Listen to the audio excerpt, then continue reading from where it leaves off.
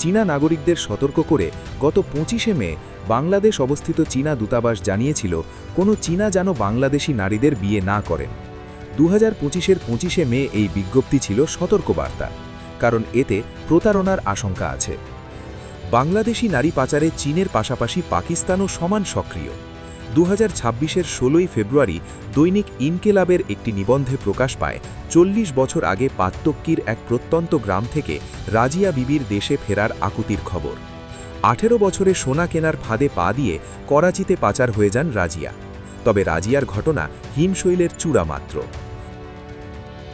চীনের সঙ্গে তাল মিলিয়ে উপসাগরীয় অঞ্চলের একাধিক দেশে বাংলাদেশি নারীদের পতিত্ববৃত্তিসহ একাধিক কাজে ব্যবহার করছে পাকিস্তান, যা লাহোর ও ইসলামাবাদ থেকে পরিচালনা করছে দোর্দণ্ড প্রতাপ মাফিয়া গ্যাং।